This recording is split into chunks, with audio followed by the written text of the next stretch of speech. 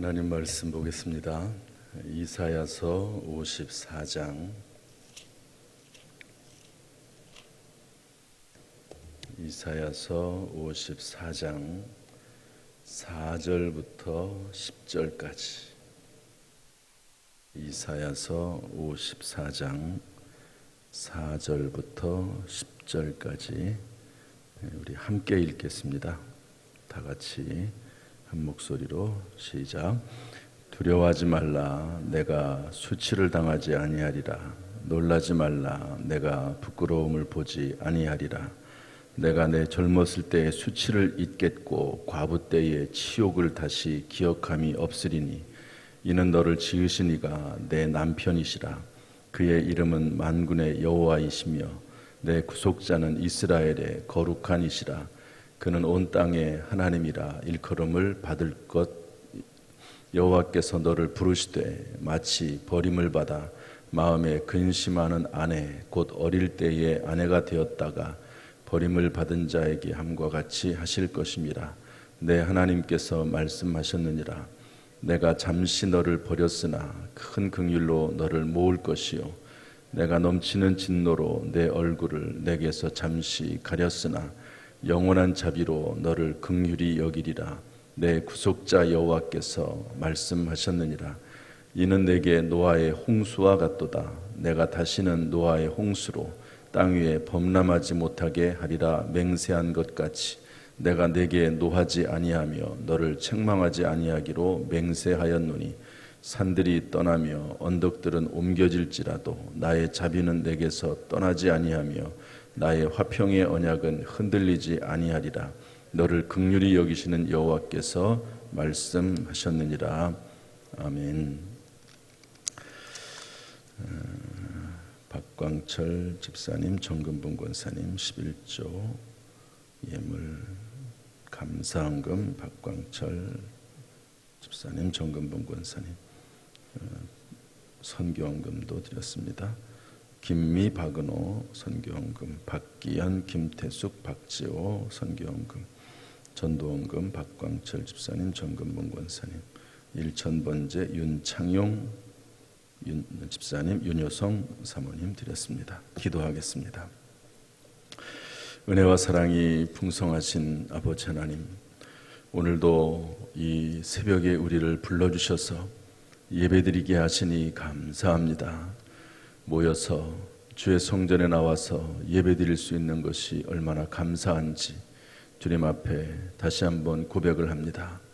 또한 실시간을 통해서라도 이렇게 영상을 통해서라도 예배드리는 모든 성도들을 기억하시고 하늘의 은총이 늘 충만하여 그 심령이 평안하도록 인도하여 주옵소서. 이 새벽에 예물 드린 손길이 있습니다. 믿음을 심사오니 거룩하고 복된 열매가 풍성히 맺히도록 인도하시고 그 마음의 소원들을 응답하여 주옵소서. 우리 모든 성도들을 기억하시되 이 땅에 사는 동안 물질 때문에 어려움당하지 않도록 하나님이 지켜주시며 그 영과 혼과 육을 풍성하게 하여 주옵소서. 오늘도 이 시간 예수 그리스도의 십자가의 보혈로 우리를 덮어주시고 성령의 불을 내려 주옵소서. 예수님의 이름으로 축복하며 기도하옵나이다. 아멘. 할렐루야. 네, 반갑습니다. 우리 앞에 있는 분들하고 인사 나누시죠. 사랑합니다. 축복합니다. 잘 될 것입니다. 믿음으로 선포합시다. 시작. 잘 될 것입니다. 반드시 잘 될 것입니다. 오히려 더 잘 될 것입니다. 크게 잘 될 것입니다. 아멘. 저를 따라서 하시죠. 성경으로 길을 찾고 기도로 힘을 얻는다. 아멘. 오늘도 하나님의 말씀을 통해서 위로와 소망을 삼으시기를 주님의 이름으로 축복합니다. 오늘은 두려워하지 말라 세 번째 시간을 가지려고 합니다. 이사야서에는 두려워하지 말란 말이 몇 번 있다고요? 15번 있다고 했습니다. 그 15번의 내용을 다 다룰 수는 없고요. 또 중복되는 것도 있기 때문에 핵심적인 사항을 3번으로 나누어서 같이 나누려고 합니다. 두려워하지 말라. 따라서 할까요? 두려워하지 말라. 다시 한번 두려워하지 말라. 하나님께서 이 시간에 우리의 심령에 두려움을 제거하시고 담대함을 허락하시기를 주님의 이름으로 축복합니다. 왜 하나님께서는 두려워하지 말라고 하시는가? 어제 그제 말씀을 보면 내가 너와 함께 하겠다, 내가 너를 굳세게 하겠다, 내가 너를 도와주겠다, 의로운 오른손으로 너를 붙들어 주겠다, 나는 너의 하나님이다, 너는 내 것이다, 내가 너를 보배롭고 존귀하게 여기며 사랑한다, 너의 자녀들을 내가 책임지겠다, 순간순간 살아나갈 때마다 들려주시고 알려주시겠다, 이런 말씀으로 두려워하지 말 것을 말씀했습니다. 오늘은 이사야서 54장을 통해서 첫 번째로 수치와 치욕과 부끄러움에서 회복시켜 주시겠다 하는 말씀을 통해서 두려워하지 말라고 말씀하십니다. 우리 4절 말씀 읽어보겠습니다. 시작. 두려워하지 말라. 내가 수치를 당하지 아니하리라. 놀라지 말라. 내가 부끄러움을 보지 아니하리라. 내가 내 젊었을 때의 수치를 잊겠고 과부 때의 치욕을 다시 기억함이 없으리니. 젊었을 때의 수치 또는 이스라엘, 유다의 그 바벨론 침공으로 인해서 당하는 고난, 그 부끄러움, 그 심판, 징계, 이런 수치와 치욕과 부끄러움에서 하나님께서 회복시켜 주시고 그런 것들을 다 잊어버릴 정도로 하나님께서 다시 새롭게 하시겠다 말씀하고 있습니다. 다시는 그런 일이 기억나지 않을 정도로 해주겠다는 말씀이죠. 오히려 복이 되게 해주겠다고 말씀하고 있습니다. 슬픔이 변하여 기쁨이 되게 하시고 애통이 변하여 길한 날이 되게 하시겠다고 말씀하고 계십니다. 성경에 여기에 관련해서 가장 연결되어 있는 말씀이 뭐가 있을까 생각을 해봤는데 에스더의 이야기라고 볼 수 있습니다. 하만이 모르드게와 이스라엘 백성들을 완전히 멸망시키기로 그렇게 계략을 짜서 왕의 허락을 받아내죠. 그런데 이제 에스더가 죽으면 죽으리라 하는 그런 심정을 가지고 왕에게 찾아가서 오히려 대역전이 일어나지 않습니까? 그래서 하만이 장대에 달려 죽는 일이 일어납니다. 그 내용에 보면 이제 하만이 어느 날을 정해서 이스라엘 백성들을 다 쳐서 죽일 수 있는 날을 선포합니다. 왕의 인장을 찍어서. 그런데 오히려 그 날에 이스라엘 백성들이 오히려 공격할 수 있는 권한을 또 왕이 허락을 하지요. 이 모르드게를 통해서, 에스더를 통해서. 성경 말씀 보니까 이렇게 되어 있습니다. 이제 그날이 이제 부림절인데요. 에스더 9장 22절 보면 이날에 12월 13일이거든요. 유다인들이 대적에게서 벗어나서 평안함을 얻어 슬픔이 변하여 기쁨이 되고 애통이 변하여 길한 날이 되었으니 이렇게 말씀하고 있습니다. 수치와 치욕의 날이었는데 그날이 오히려 기쁨이 되고 길한 날이 됐다 하는 것입니다. 그래서 그 뒤에 말씀을 쭉 살펴보면 이 두 날을 지켜, 그러니까 12월 13일은 이스라엘 백성들이 오히려 이스라엘을 공격하려고 하는 사람들을 물리칠 수 있는 그런 날이 됐는데 그 날을 지키게 되고 그 다음 날 12월 14일과 15일 날은 여러분 이 부림절이 생기게 된 배경인데요. 잔치를 베풀며 서로 예물을 주며 가난한 자를 구제하라 이렇게 되어 있습니다.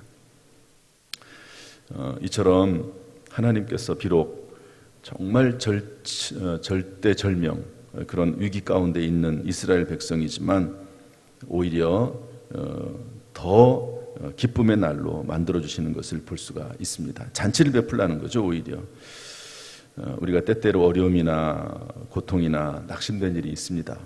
그런데 하나님께서 우리와 함께 하시고 우리를 도와주시면 오히려 그날이 평생의 간증의 날이 되는 것이고 기뻐하고 그리고 하나님께서는 그날에 받은 은혜를 다른 사람에게 나누어주는 삶을 살 것을 말씀하시면서 결국에는 그렇게 될 거라고 하는 것이죠. 그러므로 두려워하지 말라는 겁니다.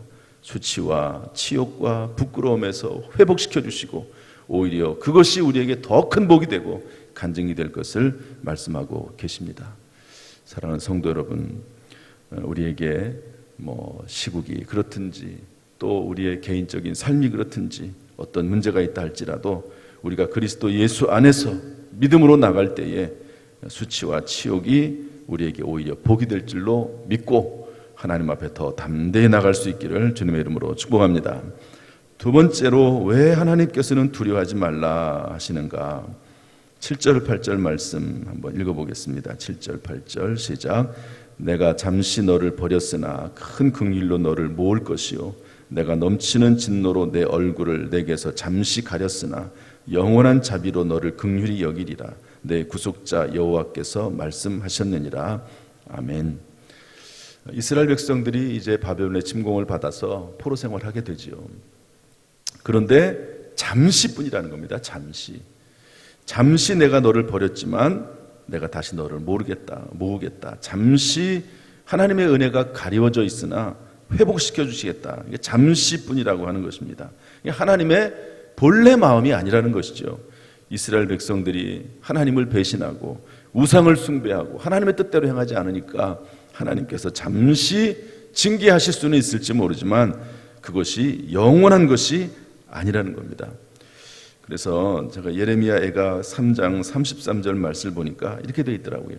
예레미야애가 3장 33절 한번 저를 따라서 하시죠. 주께서 인생으로 고생하게 하시며 근심하게 하심은 본심이 아니시로다. 이렇게 성경에 되어 있습니다. 하나님께서 때때로 우리에게 근심도 주시고 고생하는 일도 주신다는 거예요. 그것은 우리의 죄악에서 나오는 것입니다. 또 어떤 하나님의 계획과 섭리 가운데 되어진 일이죠. 그런데 그 일이 본심이 아니시라는 겁니다. 본심이 아니시다. 하나님께서 잠시 그런 일이 있지만 영원한 것이 아니기 때문에 너무 그것 때문에 두려워하지 말고 낙심하지 말아라. 어찌됐든 극복하고 이겨내고 버텨내고 승리할 것을 말씀하고 있습니다. 단지 그러한 하나님의 징계의 때에 우리가 할 일은 뭐냐? 예레미야애가 아까 3장 33절 말씀 읽었는데 그 뒤에 말씀을 보니까 이렇게 되어 있습니다. 우리가 스스로 우리의 행위들을 조사하고 하나님께로 돌아가자.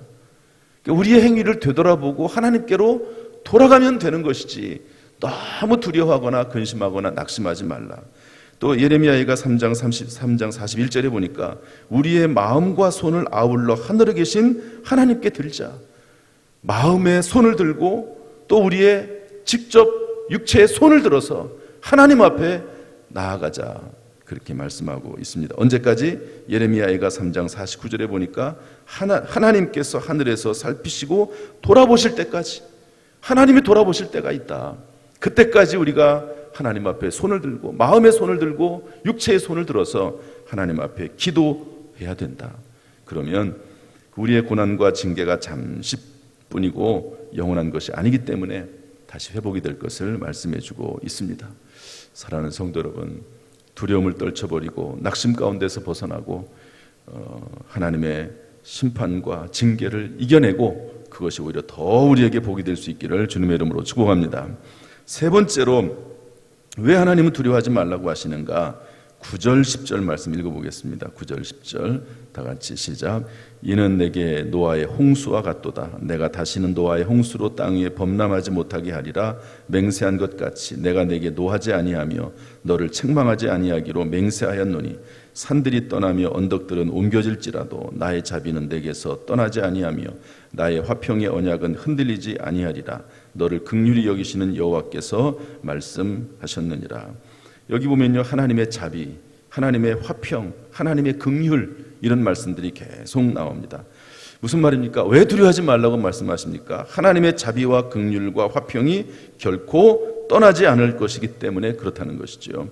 시편 23편 4절은 이렇게 말씀하고 있습니다. 내가 사망의 음침한 골짜기를 다닐지라도 해를 두려워하지 않을 것은 주께서 나와 함께 하심이라. 주의 지팡이와 막대기가 나를 안위하시나이다.